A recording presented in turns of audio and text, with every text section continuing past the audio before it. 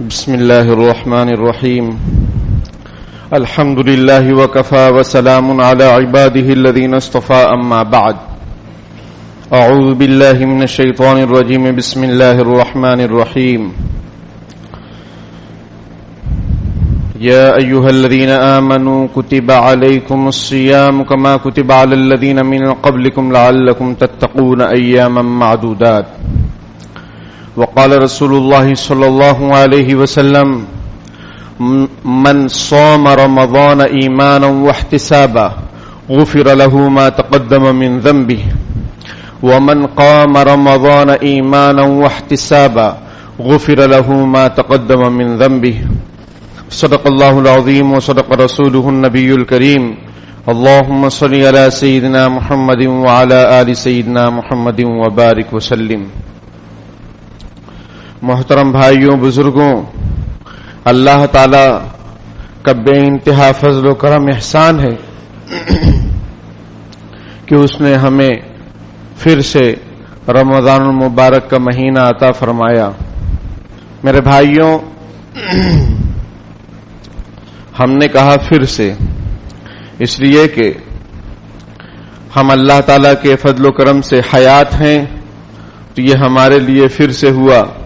بہت سارے عزیز و اقارب ہمارے رشتہ دار ہمارے ساتھ تھے گزشتہ سال، لیکن آج وہ نہیں ہیں، تو ان کے لیے یہ ماہ مبارک نصیب نہیں ہے. اگر ان کو زندہ کیا جائے اور پوچھا جائے کہ تم کیا چاہتے ہو، تو وہ کہیں گے کہ ہم صدقہ خیرات کرنا چاہتے ہیں، ہم روزہ رکھنا چاہتے ہیں، ہم نماز پڑھنا چاہتے ہیں.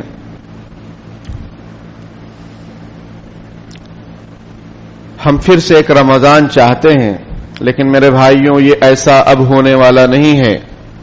حتی اذا جاءہم الموت قال رب ارجعون لعلی اعمل صالحا فیما ترکت کلا. جب موت آتی ہے تو آدمی کہتا ہے کہ اے اللہ مجھے واپس جانے دیجئے، میں نیک اعمال کرنا چاہتا ہوں. اللہ تعالیٰ فرماتے ہرگز نہیں، اب موقع نہیں ملے گا.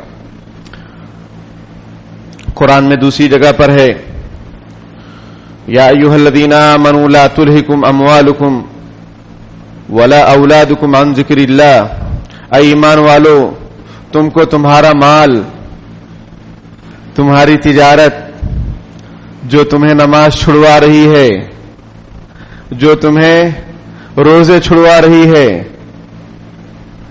اور تمہاری اولاد تمہیں اللہ کی یاد سے غفلت میں نہ ڈال دیں. وَمَن يَفْعَلْ ذَلِكَ فَأُولَٰئِكَ هُمُ الْخَاسِرُونَ. جو غفلت میں پڑے گا وہ آخرت میں نقصان اٹھانے والا ہوگا. وَأَنفِقُوا مِمَّا رَزَقْنَاكُمْ. اور خرچ کرو اس میں سے جو ہم نے تم کو دیا ہے. تم نے اپنے کمال سے نہیں جمع کیا ہے، ہم نے تم کو دیا ہے. وَأَنفِقُوا مِمَّا رَزَقْنَاكُمْ مِن قَبْلِ أَن يَأْتِيَ أَحَدَكُمُ الْمَوْتُ. اس سے پہلے تم میں سے کسی کو موت آئے. فَيَقُولَ رَبِّ لَوْلَا أَخَّرْتَنِي إِلَىٰ أَجَلٍ قَرِيبٍ. پھر وہ کہے اے میرے رب تھوڑا مہلت دے دیجئے، تھوڑا ٹائم اور دے دیجئے. کیوں؟ فَيَقُولَ رَبِّ أَخَّرْتَنِي إِلَىٰ أَجَلٍ قَرِيبٍ. کیوں؟ فَأَصَّدَّقْ. میں صدقہ خیرات کرنا چاہتا ہوں. مفسرین فرماتے ہیں کہ یہاں پہ صدقہ خیرات کے لیے وہ ٹائم مانگ رہا ہے. کیوں؟ اس لیے کہ اس کے بڑے ثواب ہیں. صدقہ خیرات کا جب وہ ثواب دیکھے گا آخرت میں کہ اتنا زیادہ اس کا ثواب ہے کسی کی مدد کرنا اور اللہ کی راہ میں خرچ کرنا، تو وہ کہے گا کہ مجھے ٹائم دیجئے، مہلت دیجئے. فَأَصَّدَّقْ. تاکہ میں صدقہ خیرات کروں. وَأَكُن مِّنَ الصَّالِحِينَ. اور میں بھی نیک لوگوں میں ہو جاؤں، جو پرہیزگار لوگ ہیں، عبادت گزار لوگ ہیں، سچے لوگ ہیں، اللہ والے ہیں، صالحین ہیں، میں بھی ان میں شامل ہو جاؤں. حتی اذا جاءہم الموت. اللہ تعالیٰ فرماتے ہیں وَلَن يُؤَخِّرَ اللَّهُ نَفْسًا إِذَا جَاءَ أَجَلُهَا. کسی آدمی کو ایک لمحہ ٹائم نہیں دیا جائے گا جب اس کی موت آ جائے گی. واللہ خبیر بما تعملون. اللہ باخبر ہے جو تم کچھ کر رہے ہو. تو میرے بھائیوں، ہم اللہ کا خوب شکر ادا کریں کہ پیارے رب آپ نے ہمیں پھر سے ایک ماہ غفران، مغفرت والا مہینہ، ماہ قرآن کا مہینہ آپ نے اپنے فضل و کرم سے عطا فرمایا ہے۔ حدیث شریف میں ایک صاحب آتے ہیں، حضرت ابو ایوب انصاری رضی اللہ تعالیٰ عنہ سے روایت ہے، جاء رجل الى رسول اللہ صلی اللہ علیہ وسلم فقال علمنی واوجز، ایک آدمی نبی اکرم صلی اللہ علیہ وسلم کے پاس آیا اور اس نے عرض کیا، اللہ کے رسول مجھے کچھ سکھائیے لیکن بہت مختصر، زیادہ لمبا چوڑا نہیں، بہت مختصر، کچھ مجھے نصیحت کیجئے، کچھ مجھے تعلیم دیجئے۔ فقال رسول اللہ صلی اللہ علیہ وسلم صلی صلاۃ مودعین، نبی اکرم صلی اللہ علیہ وسلم نے ارشاد فرمایا کہ نماز ایسی پڑھو جیسے کہ بس یہ آخری نماز ہو۔ ولا تکلم بکلام تعتذر منہ، اور ایسی بات مت کرو کہ بعد میں تمہیں معذرت کرنی پڑے، سوری بولنا پڑے، ایسی کوئی بات اپنی زبان سے مت نکالو۔ وَأَجْمِعِ الْيَأْسَ عَمَّا فِي أَيْدِي النَّاسِ، اور لوگوں کے پاس جو کچھ ہے اس سے بے نیاز ہو جاؤ، اس سے مستغنی ہو جاؤ، اس سے نا امید ہو جاؤ، امید مت رکھو کہ مجھے یہ ملے گا، مجھے وہ ملے گا، مجھے شادی میں بڑا بنائیں گے، مجھ سے مشورہ لیں گے، اور پھر نہیں لیے تو ناراض ہو گئے۔ وَأَجْمِعِ الْيَأْسَ عَمَّا فِي أَيْدِي النَّاسِ، جو کچھ بھی لوگوں کے پاس ہے، چاہے وہ مال و دولت ہو، کچھ بھی ہو، اس سے بے فکر رہو۔ یہ 3 نصیحتیں نبی اکرم صلی اللہ علیہ وسلم نے ان صحابی کو فرمایا۔ اس میں سے پہلی بات جو ہے وہ مجھے آپ کو سمجھانا ہے، صلی صلاۃ مودعین، نماز ایسی پڑھو کہ بس اب یہ آخری نماز ہے، جیسے کسی کو اللہ تعالی حفاظت فرمائے، کسی کو پھانسی لگنے والی ہے، اب اس سے پوچھا جا رہا ہے آخری تمنا، وہ کہہ رہا ہے 2 رکعت نماز پڑھنا ہے۔ اب بتائیے وہ کتنا خلوص، للہیت اور کتنے جذبات کے ساتھ وہ 2 رکعت نماز پڑھے گا۔ نبی اکرم صلی اللہ علیہ وسلم نے ارشاد فرمایا کہ جب تم نماز پڑھو تو یہ سوچو کہ یہ تمہاری آخری نماز ہے۔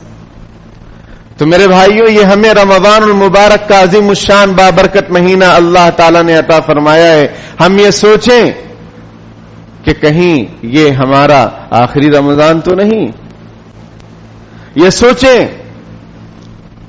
کہ رمضان تو ہو سکتا ہے ملے لیکن اللہ تعالیٰ حفاظت فرمائے، کسی حادثے کے شکار ہوں، کسی بیماری کے شکار ہوں، زندگی تو ہے لیکن رکھ نہیں پا رہے روزے، یہ تو زندگی ہی نہ ہو، یہ زندگی ہو لیکن کوئی حادثے کے شکار ہیں، کسی بیماری کے شکار ہیں کہ روزہ نہیں رکھ پا رہے ہیں۔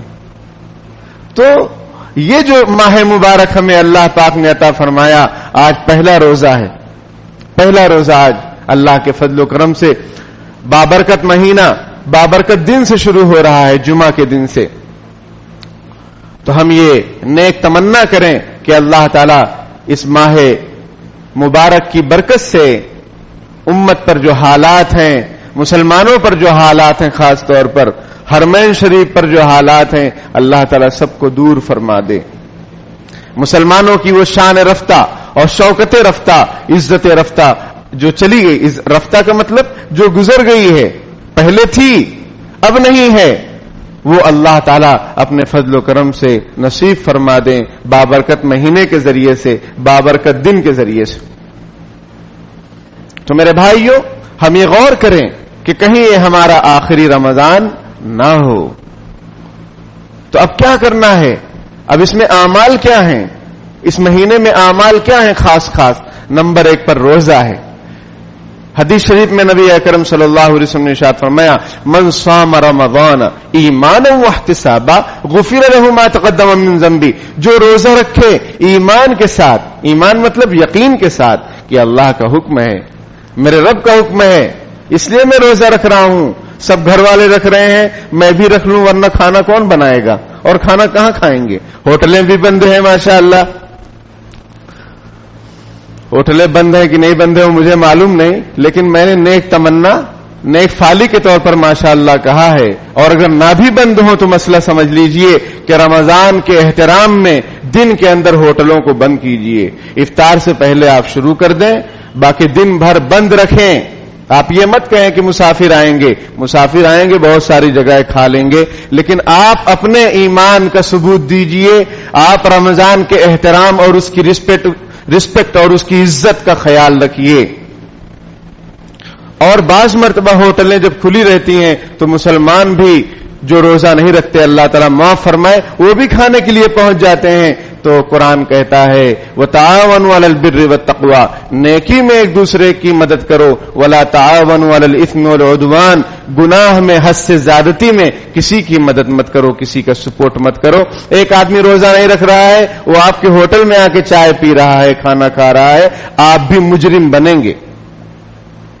तो इसलिए रमजान का एहतराम का यह तकाजा है कि दिन के अंदर होटल को बंद रखें। हां, इफ्तार से पहले आप जारी करें और फिर नमाज का एहतमाम हो। ये नहीं कि होटल शुरू हुई है तो मगरिब भी जा रही है, इशा भी जा रही है, तरावी भी जा रही है, या कहीं सेटिंग कर लिए हैं इधर उधर तरावी पढ़ लेंगे और नमाजें छोड़ रहे हैं। मेरे भाइयों, ये एक महीना है, चंद दिन है, अय्याम मादूदात, चंद दिन है, और पूरा 11 महीने आप आराम से कमाइए, कौन मना करता है आपको। लेकिन इस महीने की कदर कीजिए, इस महीने की कदर कीजिए, इसमें शब कदर भी है, और फिर पता नहीं दोबारा मौका मिलता है कि नहीं मिलता है। तो मन साम रमज़ान ईमाना, जो ईमान के साथ रोजा रखे, यकीन के साथ अल्लाह के लिए, वहतिसाबन, और सवाब की उम्मीद रखते हुए, इस्तेहजार, दिल में ख्याल कि मेरे रब का हुक्म है, चाहे कुछ भी हो जाए, चाहे कोई रोजा रखे या ना रखे, मुझे तो रोजा रखना है। हां, बीमारी माजूरी के अहकाम अलग हैं। कोई ऐसा बीमार है कि वो रोजा नहीं रख सकता है, बहुत बीमार है, डॉक्टर ने भी मना कर दिया है। शुगर वालों के लिए तो अब तरह तरह की ये बातें सामने आ रही हैं, डॉक्टर हजरात भी रहनुमाई कर रहे हैं कि वो पूरा सेटिंग कर देंगे जिससे आपका रोजा रख सकते हैं। ऐसे भी डॉक्टर अल्हम्दुलिल्लाह अपने मुआशरे में मौजूद हैं। अभी मुझे सुबह में एक मैसेज आया, मोमिनपुरा जामा मस्जिद जो है वहां पे कोई डॉक्टर खालिद साहब है, तो वो इस सिलसिले में माहिर हैं, डायबिटीज में वो माहिर हैं। तो अगर किसी को प्रॉब्लम है शुगर का कि भाई मैं रोजा नहीं रख पा रहा हूं शुगर की वजह से, तो उनसे राब्ता कीजिए और इलाज करा के आप रोजा रख सकते हैं, उनका ये कहना है।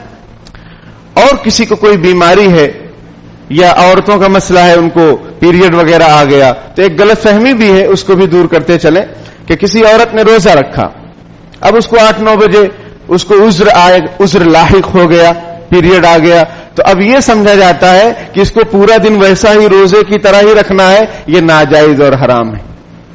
मसला समझिए, उसने रोजा रखा, उसको पीरियड आ गया, तो अब वो उसका रोजा टूट गया, खुद ब खुद टूट गया, उसमें तोड़ने की जरूरत नहीं है, वो खुद ब खुद फासिद हो गया रोजा। अब वो क्या करे, अब वो अपना खाए पिए, लेकिन लोगों के सामने खाए पिए नहीं, लोगों के सामने ना खाए, अपना अकेले में छुप के खा सकती है। दूसरा मसला, पीरियड का दौर चल रहा था, औरत पाक हो गई दिन में, यह 5 बजे पाक हो गई, यह 5:30 बजे पाक हो गई, आधा घंटा बाकी इफ्तारी में मिसाल के तौर पर, तो अब उसको आधे घंटे रोजेदारों की तरह रहना है। आलू और भालू में फर्क है, मसला कहां का कहां हम लोग न जोड़ें, जो मसला जहां के लिए है वहां उसको जोड़ें, समझें। इसलिए हम समझा रहे हैं, समझो कि भाई पीरियड का दौर चल रहा था, अब वो पाक हो गई, दिन के किसी हिस्से में 10 मिनट बाकी है इफ्तारी में, पाक हो गई, 10 मिनट भी उसको रोजेदार की तरह रहना है, फिर इफ्तार हो तो मसला खत्म। यह मसला, तो कोई माजूर हो, कोई बीमार हो, उसके अहकाम अलग हैं। लेकिन जो हट्टे कट्टे मुस्टंडे हैं, और कुछ लोग ये कि भाई कारोबार है, हमें दूर दूर जाना पड़ता है, क्यों जाना पड़ रहा है भाई, आप रोजा छोड़ेंगे उसकी वजह से, कारोबार है, सीजन है, यही तो कमाना है, हमें दिल्ली जाना है, बंबई जाना है। तो कुरान कहता है कि अगर सफर में हो, फमन कान मिनकुम मरीदन वाला सफरिन फइद्दतुम मिन अय्यामिन उखर, कि अगर तुम में कोई बीमार हो या मुसाफिर हो तो वो बाद में रोजा रख ले। लेकिन आजकल के सफर अच्छे हैं, लोग अहमदाबाद जा रहे हैं फ्लाइट से, अब इसमें क्या तकलीफ है, इसमें क्या तकलीफ है। हां, आपको टिकट नहीं मिला, आप चालू में जा रहे हैं, बहुत मशक्कत है, रोजा नहीं रख सकते हैं, तो छोड़ने की इजाजत है, बाद में फिर कज़ा करें। लेकिन आराम का सफर है, फिर भी रोजा नहीं रख रहे, यह मुनासिब नहीं है। اسی طریقے سے کاروبار، دکان، ٹیلر حضرات کے بارے میں ایک صاحب نے ہمیں بتایا، خوب کپڑے لے رہے ہیں اور روزہ چھوڑ رہے ہیں، تراویح چھوڑ رہے ہیں. اے طائر لاہوتی، اس رزق سے موت اچھی جس رزق سے آتی ہو پرواز میں کوتاہی. سمجھ میں آئی بات؟ آپ خوب کما رہے ہیں، روزی کی اتنی فکر ہے، رزاق کو بھول رہے ہیں، رزاق کو بھول رہے ہیں، اللہ کو بھول رہے ہیں. اور رمضان میں کھلم کھلا اگر کوئی کھائے اور اسلامی حکومت ہو تو اس کو کوڑے پڑیں گے، کوڑے، سمجھ میں، دبا کے اس کی پٹائی کی جائے گی کھلم کھلا اگر وہ روزہ نہ رکھے تو، اسلامی حکومت ہو تو. یہ مسئلہ ہے. تو میرے بھائیوں، چلو اسلامی حکومت نہیں، اللہ کی حکومت تو ہے، اور پھر مرنا بھی تو ہے. کیا جواب دیں گے اللہ تعالی کو؟ تو اس لیے مختصر سا وقت ہے، مختصر سا جو ہے ٹائم ہے، اس کی قدردانی کی جائے. من صام رمضان ایمانا واحتسابا، جو روزہ رکھے ایمان اور یقین کے ساتھ، ثواب کی امید کے ساتھ، غفر له ما تقدم من ذنبی، اس کے پچھلے گناہ اللہ تعالی معاف کر دیں گے. کتنی بڑی فضیلت کی بات، کتنی بڑی فضیلت کی بات. لیکن شرط لگا دی دو، ایمان اور یقین اور استحضار، ثواب کی امید، اللہ کا دھیان کہ میرا اللہ مجھ سے راضی ہو جائے. ہم نے کھانا پینا اس لیے چھوڑ دیا کہ اللہ راضی ہو جائے. کھانا پینا جائز ہے لیکن اللہ کا حکم ہے کہ مت کھاؤ، اتنے وقت سے اتنے وقت تک مت کھاؤ. ہم نہیں کھا رہے ہیں، اب بس اللہ پاک قبول کر لے اور مغفرت فرما دے. اللہ کی محبت کے لیے ہم یہ روزہ رکھ رہے ہیں اور ثواب کی امید ہو کہ اس پر اللہ خوش ہوگا. حدیث شریف میں ہے الصوم لی وانا اجزی بہ، روزہ میرے لیے ہے اور میں اس کا بدلہ دوں گا. بعض روایتوں میں ہے وانا اجزا بہ، بعض محدثین نے اس کا مطلب بیان کیا کہ روزہ میرے لیے، میں اس کا بدلہ دوں گا. ایک مطلب یہ ہے، دوسرا مطلب روزہ میرے لیے ہے، میں ہی اس کا بدلہ ہوں، میں ہی اس کا بدلہ ہوں، میں بدلے میں مل جاؤں گا. جب میں مل جاؤں گا تو میری جو سلطنت ہے، جو جنتیں ہیں، سب میرے بندوں کے لیے اور بندیوں کے لیے. حدیث شریف میں بھی ہے کہ ایک دروازہ ہے جنت کا جسے ریان کہا جاتا ہے، اس سے صرف روزے دار داخل ہوں گے، اس سے صرف روزے دار داخل ہوں گے. تو میرے بھائیوں، زندگی کا کوئی پتہ آتا نہیں ہے کب بلاوا آ جائے. جو موقع اللہ پاک نے عطا فرمایا ہے، ہمت کر کے، پریشانی اگر ہو رہی ہے کاروبار کی وجہ سے، کسی اور معاملے کی وجہ سے، ہمت کر کے رکھ لیجئے. ہمت کرے تو کیا نہیں انسان کے بس میں، یہ کم ہمتی جو بے بسی معلوم ہوتی ہے. ایک دو دن مشقت ہوگی، بعد میں اچھا لگنے لگے گا، اور پھر اللہ سے ہم مانگے، اللہ سے دعا کریں، اللہ آسان فرما دے گا. تو یہاں پر جو شرط لگائی گئی ہے کہ ایمان و احتساب، ایمان کے ساتھ، ثواب کی امید کے ساتھ، یقین کے ساتھ روزہ رکھیں گے تو پھر گزشتہ گناہ معاف ہو جائیں گے. جو بھی پہلے کے گناہ ہیں اللہ تعالیٰ معاف فرما دے گا. پھر اسی کے آگے حدیث شریف میں من قام رمضان ایمانا واحتسابا، کہ جو رات میں قیام کرے رمضان کے اندر ایمان اور احتساب کے ساتھ، ثواب کی نیت کے ساتھ، استحضار کے ساتھ، حضوری کے ساتھ، خشوع خضوع کے ساتھ، غفر له ما تقدم من ذنبه، اللہ اس کے گزشتہ گناہ معاف فرما دیں گے. تو میرے بھائیوں، اس رمضان کے اندر کیا قیام کرنا ہے؟ ایک قیام تراویح ہے اور ایک قیام تہجد ہے. نبی اکرم صلی اللہ علیہ وسلم پورے سال تہجد کا اہتمام فرماتے تھے. آپ نے کچھ دن تراویح پڑھائی لیکن اتنا شوق ذوق، اتنا رش کہ پھر حضور نے ترک فرما دی کہ کہیں امت پر فرض نہ ہو جائے. پھر حضرت عمر رضی اللہ تعالیٰ عنہ کے زمانے میں حضرت عمر رضی اللہ تعالیٰ عنہ نے لوگوں کو ایک امام کے پیچھے جمع کیا اور 20 رکعت تراویح کا سلسلہ تب سے چلتا آ رہا ہے. چاروں اماموں کے نزدیک 20 رکعت تراویح سنت مؤکدہ ہے، کسی کا کوئی اختلاف نہیں. تو یہ ایک عبادت ہے. اسی طریقے سے تہجد بھی پڑھیے جتنا ہو سکے. کیوں؟ اس کی فضیلت ہے کہ گزشتہ گناہ اللہ تعالیٰ معاف فرما دیں گے، اور جو عادت بن جائے گی اس مہینے کے اندر وہ عادت پورے سال رہے گی. اور پھر تراویح کے اندر قرآن پاک کو سننا ہے، اللہ کے کلام کو سننا ہے، استحضار کے ساتھ کہ اللہ کا کلام پڑھا جا رہا ہے اور ہم سن رہے ہیں. یاد رکھیے کہ پورے رمضان تراویح پڑھنا سنت مؤکدہ ہے، 20 رکعت پورے رمضان، اور اس میں قرآن شریف ختم کرنا یہ الگ سنت ہے۔ بعض لوگوں کو یہ خیال ہوتا ہے کہ کہیں جلدی سے تراویح پڑھ لو اس کے بعد فارغ ہو جاؤ، ایسا نہیں ہے۔ بعض لوگ 4 دن یہاں 2 دن یہاں 5 دن یہاں، یہ سب خلاف سنت معاملہ ہے۔ پورے رمضان تراویح پڑھنا ہے اور ایمان اور احتساب کے ساتھ، ثواب کی بوجھ سمجھتے ہوئے نہیں کہ چلو جلدی جلدی فارغ ہو جائیں، ارے امام صاحب تو بہت ٹائم لگاتے ایسا ہے ویسا ہے۔ بھائی امام کو بھی جواب دینا ہے، حافظ صاحب حافظ قرآن کو بھی اللہ کو جواب دینا ہے، اسے پیچھے والوں کی فکر سے زیادہ آگے والا جو اللہ رب العالمین ہے اس کی زیادہ فکر ہے۔ سمجھ میں آئی بات؟ تو اس لیے جیسا سکون اطمینان کے ساتھ قرآن پڑھا جائے، سنا جائے اور ثواب کی امید کے ساتھ، تو اللہ تعالیٰ اس کے بدلے میں گزشتہ گناہ معاف فرما دیں گے۔ اس یہ نہیں کہ جلدی جلدی پڑھ لی جائے، جلدی جلدی کوئی حافظ صاحب پڑھا دیں، سب دونوں ناجائز ہے، دونوں غلط ہے، سب ثواب کے بجائے گناہ ہے۔ اور نمازوں کا اہتمام کیجئے میرے بھائیوں۔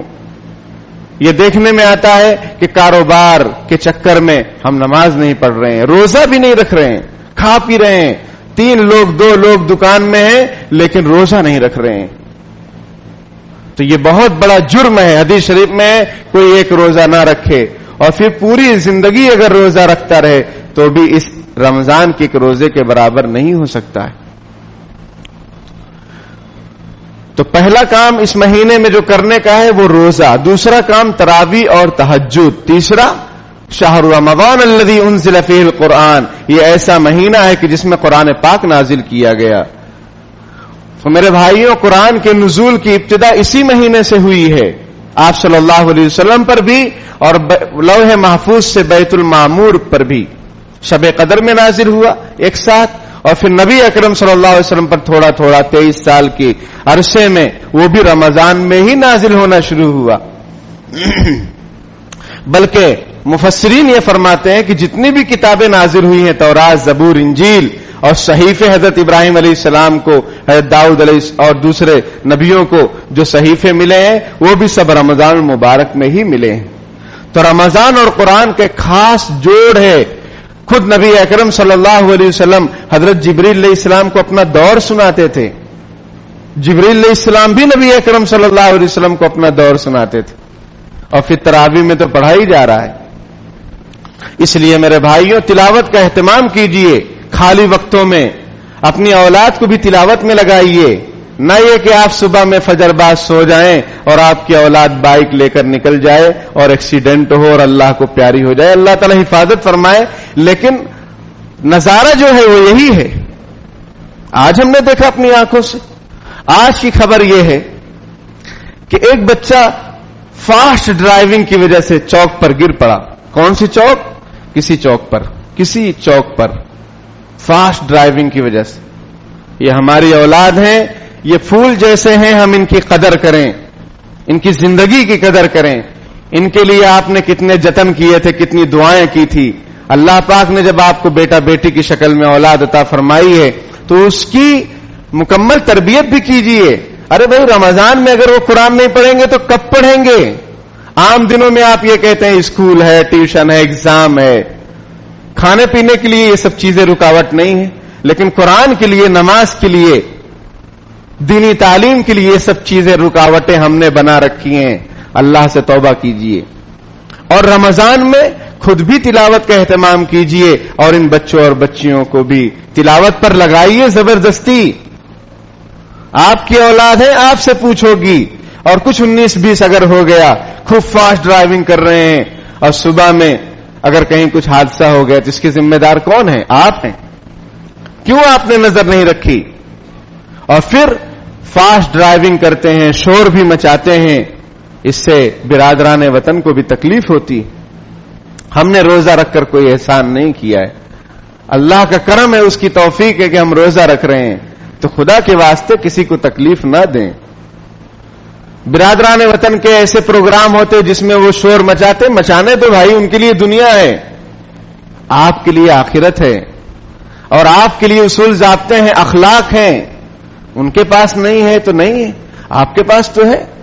روشن تعلیمات آپ کے پاس ہیں، آپ کیوں عمل نہیں کرتے؟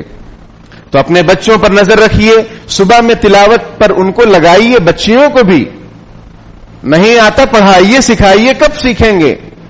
یہ بچیاں آج بیڈمنٹن کھیل رہی ہیں، ٹھیک ہے، بڑی ہو جائیں گی، شادی ہو جائے گی، پھر میچ شروع ہو جائے گا ساس کے ساتھ، سمجھ میں آئی بات، اور سسر کے ساتھ، شوہر کے ساتھ. کیوں؟ اس لیے کہ ان کو کچھ دینی تعلیمات کی کوئی بھنک ہی نہیں ہے کہ شوہر کا کیا مقام ہے، ساس کی کیا عزت ہے، سسر کا کیا مقام ہے، دیوروں کے ساتھ کیسے رہنا ہے. آج حال یہ ہے کہ دیور اور بھابھی یہ برتھ ڈے وش کر رہے ہیں گلے میں ہاتھ ڈال کر اور ایک دوسرے کو کیک لگا کر. یہ مسلمان ہیں جنہیں دیکھ کر شرمائیں یہود، وضع میں تم ہو نصارا تو تمدن میں ہنود. یہ مسلمان ہیں جنہیں دیکھ کر شرمائیں یہود، یہودی شرما رہے ہیں، کیسے مسلمان ہم سے آگے. دیور اور بھابھی میں پردہ ہے شرعی. نبی اکرم صلی اللہ علیہ وسلم نے ارشاد فرمایا دیور موت ہے، دیور موت ہے عورت کے لیے، وہ بچیں اس سے. احتیاط کا معاملہ ہونا چاہیے. جوائنٹ فیملی میں رہ رہے ہیں، ٹھیک ہے رہو، بہتر تو یہ ہے کہ شادی کے بعد الگ الگ کر دو، دلوں میں دیوار ہو، اس سے بہتر ہے کہ گھر میں دیوار ہو جائے. کیونکہ کچن سے ہی کچاہن شروع ہوتی ہے، کچن سے ہی کچاہن شروع ہوتی ہے. ہر بات کو دل کے کانوں سے سنیے، وقت کم ہے. دلوں میں دیوار ہو، اس سے بہتر ہے گھر میں دیوار کرو، الگ کر دو، وہ اپنا سکون سے رہیں. ورنہ ساتھ میں رہیں گے، ہم ساتھ میں رہیں گے، ہم الگ نہیں ہوں گے، پھر ایسا جدا ہوتے ہیں کہ کبھی ایک دوسرے کی شکل دیکھنے کے لیے تیار نہیں ہے. رمضان جیسے مہینے میں بھی بات چیت نہیں ہو رہی ہے، تو آپ کو معلوم ہونا چاہیے کہ جو لوگ آپس میں نفرت رکھیں، دشمنی رکھیں، ان کے اعمال قبول نہیں ہوتے ہیں، اور شب قدر اور شب برات جیسے راتوں میں، مبارک راتوں میں مغفرت بھی نہیں ہوتی ہے. تو حیا سکھائیے بچیوں کو، تعلیمات دیجیے. اگر آپ کی بیگم کو کہیں جانا ہے آپ لے جائیے، آپ کا بیٹا لے جائے، آپ کا برادر نسبتی سمجھ رہے ہیں؟ بہت افسوس ہوتا ہے جب مجھے کسی اردو لفظ کو سمجھانا پڑتا ہے کہ کامٹی جیسی ادبی سرزمین پر لوگ اردو بھول رہے ہیں، نئی نسل کو اردو پڑھنا نہیں آ رہا. یہ کیا اپنی تہذیب پر باقی رہیں گے؟ یہ غیروں کی تہذیب کو خود بخود اپنا لیں گے. برادر نسبتی، برادر ان لا یعنی سالہ، اس کے ساتھ بھیجیے اپنی بیوی کو. یہ کیا دیور، یہ کیا جیٹھ، اور جیٹھ بھی ہو تو جیٹھ تو کیا بولتا ہے، بہو بولتا ہے. شرم نہیں آتی؟ آپ کی بہو کہاں سے ہو گئی؟ آپ کے ابا کی بہو ہے. بہو بول کر آپ یہ سمجھ رہے ہیں کہ پردہ نہیں ہوگا. جس طرح دیور سے پردہ ہے، اس طرح جیٹھ سے بھی پردہ ہے. جیٹھ کے لیے بہو نہیں ہے، یہ ہم نے اور آپ نے بنایا ہے. اسلام کا ایسا کوئی ضابطہ نہیں. پردے کا اہتمام ہونا چاہیے.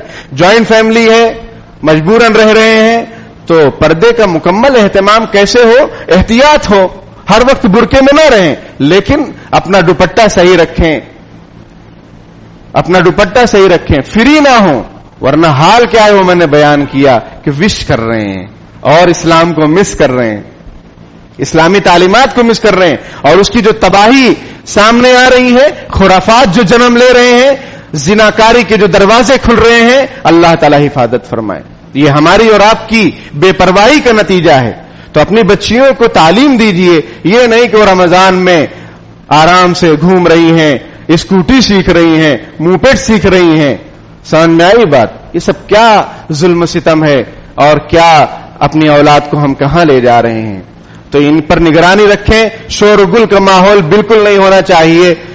پولیس تھانے کی طرف سے بھی یہ ہدایت آئی ہے کہ برادران وطن کے کچھ تہوار ہیں، اس میں مسلمان اپنی شانتی بنائے رکھیں. اللہ تعالیٰ کا شکر ہے کہ مسلمان تو ہمیشہ شانتی بنائے رکھتا ہے. ہم ان سے عرض کریں گے کہ آپ ان کو سمجھائیے کہ وہ شانتی بنائے رکھیں. وہ ہماری مسجدوں کے سامنے آ کر زور زور سے جو ہے ہمیں بھڑکاتے ہیں، تو ظاہر سی بات ہے انسان ہے، جذبات بھی ہے، تو ان کو آپ سمجھائیے. ہم ان سے بھی عرض کریں گے، لیکن آپ سے بھی عرض کریں گے کہ ہماری طرف سے کوئی پہل نہ ہو، ہماری طرف سے کوئی ان کو جواب نہ دیا جائے. وہ جو کر رہے ہیں کرنے دیا جائے. بہت زیادہ اگر معاملہ ہو تو پولیس تھانے میں انکوائری کی جائے، اور یعنی ان کو ان کی بات پہنچائی جائے وہاں تک، اور ان کی جو شرارتیں ہیں وہ ان تک باخبر کی جائے کہ آپ ان کو دیکھیے، ہم اگر کچھ عرض کریں گے تو شکایت ہوگی۔ تو بہرحال یہ عظیم الشان مہینہ اللہ پاک نے ہمیں اور آپ کو عطا فرمایا ہے، نہ جانے آخری ہو، اس لیے اسی قدردانی کرنی چاہیے۔ ایمان و احتساب کے ساتھ روزہ رکھیے، تراویح پڑھیے، تہجد پڑھیے، قرآن کی تلاوت کیجیے، صدقہ خیرات اور زکوٰۃ کا انشاءاللہ آئندہ ہفتے بیان کریں گے۔ اللہ پاک کہنے سننے سے زیادہ عمل کی توفیق عطا فرمائے، آمین۔ وآخر دعوانا الحمدللہ رب العالمین۔ بسم اللہ الرحمن الرحیم، اللهم صل علی سیدنا محمد وعلی آل سیدنا مولانا محمد وبارک وسلم۔ ربنا آتنا فی الدنیا حسنۃ وفی الآخرۃ حسنۃ وقنا عذاب النار۔ رب اغفر وارحم وانت خیر الراحمین، رب ارحمهما كما ربیانی صغیرا۔ ربنا اغفر لی ولوالدی وللمؤمنین یوم یقوم الحساب۔ اللهم حاسبنا حسابا یسیرا، رب اغفر وارحم وانت خیر الراحمین۔ پیارے اللہ، ہم ظاہر میں آپ کے بندے، حقیقت میں نہایت گندے ہیں۔ پیارے اللہ، ہمارے دلوں کی گندگی کو دور فرما دیجئے، ہمیں بندگی کا سلیقہ عطا فرما دیجئے، شرمندگی والے کاموں سے ہماری حفاظت فرما دیجئے۔ پیارے اللہ، آپ کا بے انتہا فضل و کرم احسان ہے کہ آپ نے ہمیں عظیم الشان بابرکت مہینہ عطا فرمایا ہے، ہماری مغفرت کے لیے، ہمیں تقوی حاصل ہو جائے اس لیے۔ پیارے اللہ، اس مہینے کی جو برکات ہیں ہمیں اور پوری امت مسلمہ کو اپنے فضل و کرم سے عطا فرما دیجئے، ہمیں ویسا بنا دیجئے، ہمیں مستحق بنا دیجئے۔ پیارے اللہ، اگر ہم نالائق ہیں تو آپ ہمیں لائق بنا دیجئے، نا اہل کو اہل بنانا بھی آپ ہی کا کام ہے۔ پیارے اللہ، رمضان کی جو برکتیں ہیں، رحمتیں ہیں، اور اس میں جو جہنم سے آزادی ملتی ہے، پیارے اللہ ہم سب کو نصیب فرما دیجئے۔ ہمارے بہت سارے عزیز و اقارب اس سال موجود نہیں ہیں، دنیا سے جا چکے ہیں۔ پیارے اللہ، ہمارے مرحومین کی مغفرت فرما دیجئے، ان کے درجات کو بلند فرما دیجئے، ان کی قبروں کو نور سے منور فرما دیجئے، جنت کا باغیچہ بنا دیجئے، آخرت کے سارے مراحل آسان فرما دیجئے۔ پیارے اللہ، ہمیں آپ نے اپنی عبادت کے لیے پیدا کیا ہے، اس دھیان کو ہمارے دل و دماغ میں جما دیجئے، اس تصور کو، اس یقین کو ہمارے دل میں پیوست فرما دیجئے۔ پیارے اللہ، مقصد زندگی کو سمجھ کر زندگی گزارنے کی توفیق عطا فرما دیجئے۔ زندگی کے قیمتی حصے غفلتوں میں گزر گئے، نہ جانے کس گلی میں زندگی کی شام ہو، کفن دفن نصیب ہو یا نہ ہو۔ پیارے اللہ، ہمارے جرموں کو معاف فرما دیجئے، غفلت کو معاف فرما دیجئے، اس رمضان کو گزری ہوئی زندگی کا کفارہ بنا دیجئے، اس رمضان کو حسین رمضان بنا دیجئے۔ پیارے اللہ، روزہ، تراویح، قرآن کی تلاوت، بچوں کی تربیت، پیارے اللہ احسن انداز میں ادا کرنے کی توفیق عطا فرما دیجئے۔ ہمارے آنکھوں کی ٹھنڈک، ہماری اولاد کی پیارے اللہ حفاظت فرما لیجئے، ہر طرح کے حادثات سے، کفر شرک سے، کفریہ شرکیہ کاموں سے پیارے اللہ ہماری نئی نسل کی حفاظت فرما لیجئے۔ پیارے اللہ، ہمارے اداروں کی حفاظت فرما لیجئے، دین کی جو سربلندی کی کوششیں ہو رہی ہیں تمام کوششوں کو قبول فرما لیجئے۔ پیارے اللہ، ہمارے علماء صلحاء کی حفاظت فرما دیجئے، جو ناجائز قید و بند میں پکڑے ہوئے جکڑے ہوئے ہیں باعزت انہیں رہائی نصیب فرما دیجئے۔ وطن عزیز کی پیارے اللہ حفاظت فرما دیجئے، اس کی سرحدوں کی حفاظت فرما دیجئے۔ پیارے اللہ، جو نفرتوں کا ماحول گرم کیا جا رہا ہے پیارے اللہ اس کا خاتمہ فرما دیجئے، ظلم اور ظالم کا خاتمہ فرما دیجئے، حق کا بول بالا فرما دیجئے، باطل کا منہ کالا فرما دیجئے، مہنگائی کا خاتمہ فرما دیجئے، انصاف کو عام فرما دیجئے، آپس میں بھائی چارگی کے ساتھ یہاں رہنے کی توفیق عطا فرما دیجئے۔ پیارے اللہ، ہماری دعاؤں کو قبول فرما لیجئے۔ جزا اللہ عنا محمدا صلی اللہ علیہ وسلم ما هو اہلہ برحمتک یا ارحم الراحمین۔